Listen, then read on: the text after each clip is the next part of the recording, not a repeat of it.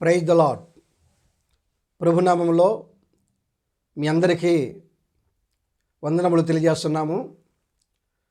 మా కార్యక్రమాన్ని మీరందరూ కూడా చూసి మమ్మల్ని మా గురించి ప్రార్థిస్తున్నందుకు మీకు వందనాలు తెలియజేస్తున్నాను. నవజీవన యాత్ర కార్యక్రమం ద్వారా మీ అందరితో కలిసి ఈ రీతిగా ముందుకు వెళ్ళటానికి పరిశుద్ధాత్మ దేవుడు మాకు ఇచ్చినటువంటి ఈ మంచి అవకాశం బట్టి ప్రభువుని స్తుతిస్తూ మరోసారి మీ అందరికీ వందనాలు తెలియజేస్తున్నాను. దేవుని వాక్యం కొరకు చిన్న మాట ప్రార్థన చేద్దాం. తర్వాత దేవుని వాక్యాన్ని కొద్ది నిమిషాలు మనము ధ్యానిద్దాం. దయగల దేవ, ప్రేమగల తండ్రి, మహోన్నతుడైన యేసు ప్రభువానికి స్తోత్రాలు, వందనాలు, స్తుతులు. మాకు ఇచ్చిన ఈ యొక్క సమయాన్ని బట్టి నీ నామానికే మహిమ చెల్లిస్తున్నాం. ఈ వాక్య పరిచర్యలో ప్రభువా మీరే ఉండండి, నడిపించండి, అందరితో మాట్లాడండి. నీ జీవం కలిగిన మాటలు అందరూ అర్థం చేసుకొని నాయన నీలో ఎదగటానికి, నీ సహవాసములో ముందుకు వెళ్ళటానికి మీరే కృప చూపండి. నన్ను బలపరచండి, వాడుకొనండి. మహిమ ఘనత ప్రభువానికే చెల్లిస్తూ మా ప్రభువును రక్షకుడైన యేసుక్రీస్తు నామమున స్తుతించి ఘనపరిచి అడిగి వేడుకుంటున్నాం మా తండ్రి, ఆమేన్. మీ అందరికి వందనాలు. సమయంలో దేవుని వాక్యానికి మనం వెళ్దాం. ఈరోజు మనము తెలుసుకోబోతున్న వాక్య సందేశం ఏమనగా, దేవుని చిత్తము చేయటం ద్వారా పొందుకునేటువంటి ఆశీర్వాదాలు. దేవుని చిత్తము చేయటం ద్వారా పొందుకునేటువంటి దేవునికి దీవెనలు. దాని గురించి కొన్ని మాటలు, క్లుప్తంగా కొన్ని విషయాలు మిమ్మల్ని చెప్పి నేను ముగించాలని ఆశపడుతున్నాను. దేవుని చిత్తం. ఈరోజు చాలామంది దేవుని చిత్తాన్ని కనుక్కోవడం, దేవుని చిత్త ప్రకారం నడవడం అనేది జరగట్లేదండి. ఎవరైతే దేవుని చిత్త ప్రకారంగా నడుస్తారో, ప్రవర్తిస్తారో, ముందుకు వెళ్తారో వారు దేవుని నుండి మహా గొప్ప దీవెనలు పొందుకునేటువంటి అవకాశాలు బైబిల్ గ్రంథంలో నుండి మనకి చాలా సార్లు మనం వింటున్నాం, చదువుతున్నాం, తెలుసుకుంటున్నాం.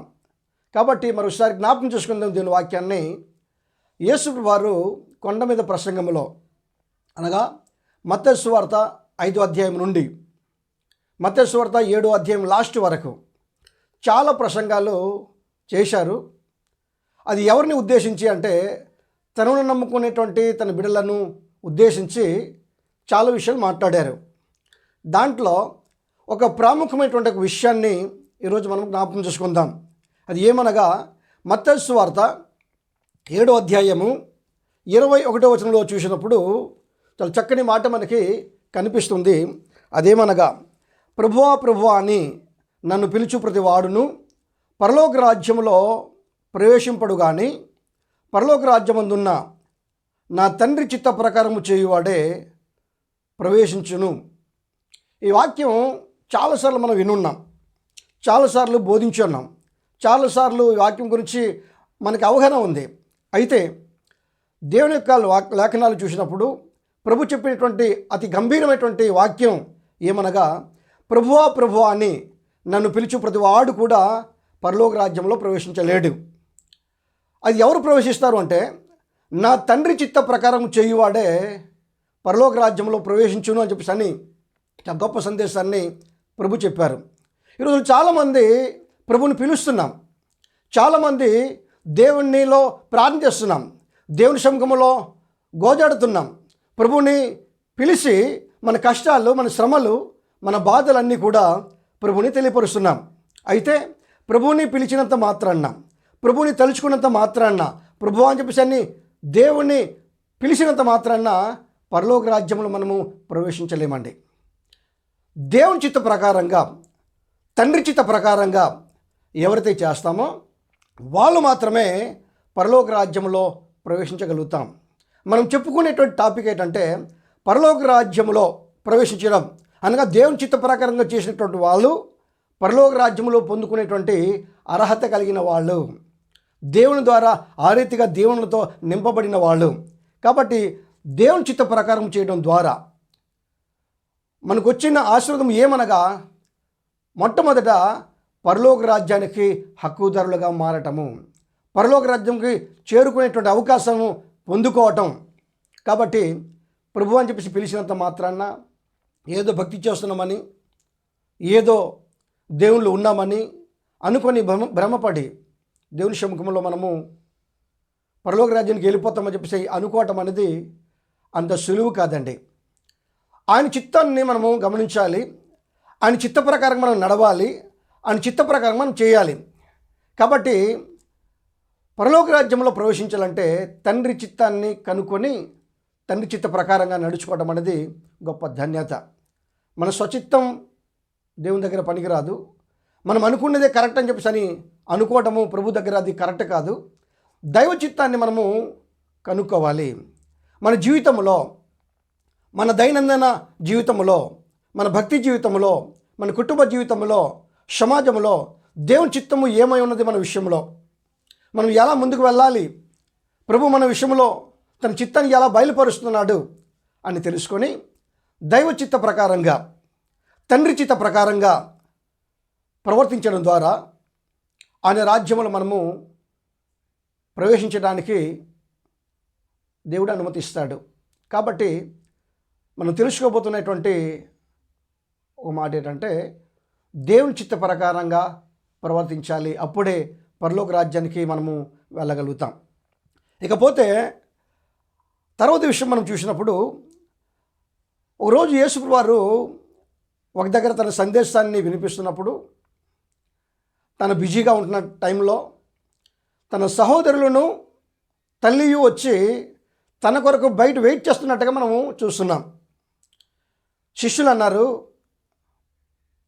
బోధకుడా, ప్రభువా, నీ కొరకు మీ తల్లియు మీ సహోదరులు బయట నీ కొరకు మాట్లాడాలని ఎదురు చూస్తున్నారు అని చెప్పి అన్నప్పుడు ప్రభు వారిని చూసి, శిష్యుల్ని చూసి అంటున్నారు, ఎవరు నా తల్లి, ఎవరు నా సహోదరులు? ఎవరైతే నా చిత్త ప్రకారంగా ఉంటారో వారే నా తల్లిదండ్రులు, నా తల్లియు నా సహోదరులు అని చెప్పేసి అని అన్న మాటని మనం ఒకసారి జ్ఞాపకం చేసుకోవాలి. బైబిల్ గ్రంథంలో ఆ మాట మనం చదివినప్పుడు మత్తయి సువార్త 12వ అధ్యాయము 30వ వచనంలో ఆ మాట రాయబడి ఉంటుంది. నా తండ్రి చిత్త ప్రకారం చేసేవారే నా సహోదరులను నా తల్లియు అయి ఉన్నారని చెప్పేసి అనే మాట మనం గమనించగలుగుతాం.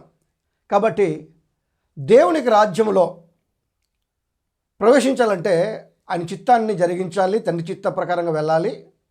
రెండో విషయానికి వస్తే, ఆయన చిత్త ప్రకారంగా చేసేటప్పుడు ప్రభువుకి మనము సహోదరులను తల్లియు అయి ఉంటామని ఈ వాక్యం ద్వారా మనము తెలుసుకుందాం. కాబట్టి ప్రభు యొక్క చిత్తం, తండ్రి యొక్క చిత్తం మనం ఎప్పుడైతే నెరవేరుస్తామో అప్పుడే మన జీవితంలో గొప్ప ఆశీర్వాదాలు పొందుకొని దేవుని సముఖంలో, దేవుని సహవాసంలో ఎదగటానికి పరిశుద్ధాత్మ దేవుడు మనకి ఎంతైనా సహాయం చేస్తారు. కాబట్టి తండ్రి చిత్త ప్రకారంగా చేసినప్పుడు దేవునికి లేక ప్రభుని యేసుక్రీస్తు వారికి తన కుటుంబంలో ఒక బంధుత్వాన్ని మనము కలిగి ఉంటాం, కుటుంబ సభ్యులంగా మనము ఉండగలుగుతాం. కాబట్టి విషయాన్ని గమనించి తండ్రి చిత్త ప్రకారం చేయడానికి మనం సిద్ధపడి చిత్తాన్ని తెలుసుకొని వాటి ప్రకారం మనము ముందుకు వెళ్ళవలసినటువంటి అవసరత దేవుని బిడ్డలమైన మనకి ఎంతైనా అది అవసరం.